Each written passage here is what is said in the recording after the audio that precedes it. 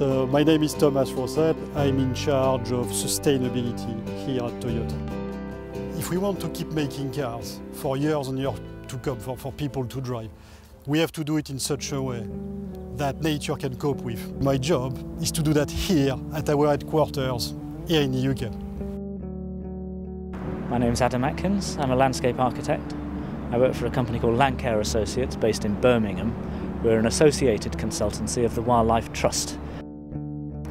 I've been brought in by Toyota as a landscape architect to help them through the design and construction stage.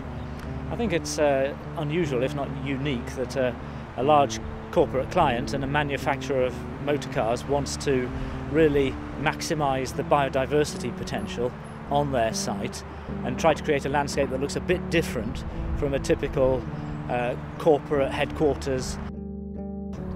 My name's Ted Chapman and I work for Royal Botanic Gardens Kew, where I coordinate the UK Native Seed Hub. My role within the project is to advise on the right kind of native plants and wildflowers to be introducing into the grounds. So I'm looking at what's growing locally, what will grow well here, what's going to look really beautiful, and going to engage and inspire the people who work here, and then advise the landscape architect and the other people working here at Toyota in how to establish the landscape and then look after it. Through my involvement in the project, we're getting the right species in here. So there's a native species that are found in the landscapes surrounding Burheath that are going to help bring those landscapes and their associated wildlife right into the grounds here. The bit of the landscape I'm most excited about is the secret valley behind me here. When we first came to the grounds, this was quite an uninteresting, just grassy area. But we could tell from the shape of the land that it had potential to be something really interesting, a hidden secret valley for staff to walk through on their way to and from work. It's quite a complex part of the landscape, so we've got chalk grassland in there, we've got chalk grassland scrub and trees, we've got a seating area. So there's a lot going on there and I can't wait to see it coming together in the future. I'm Steve Glassop-Smith. I work for Kingston Garden Services as the head landscaper. It's been a really good location to work at with some pretty good views.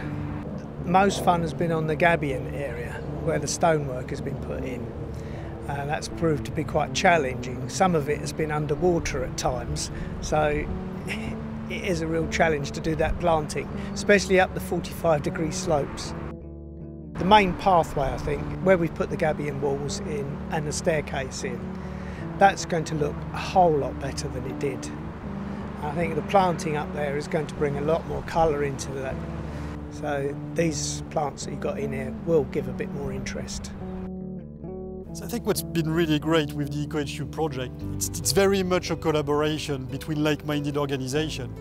We got fantastic advice from them, helping us to select the right species of plant, flower and trees, all from UK native species, and really to make sure that what we would do would make a genuine difference to the local ecosystem, but look beautiful at the same time.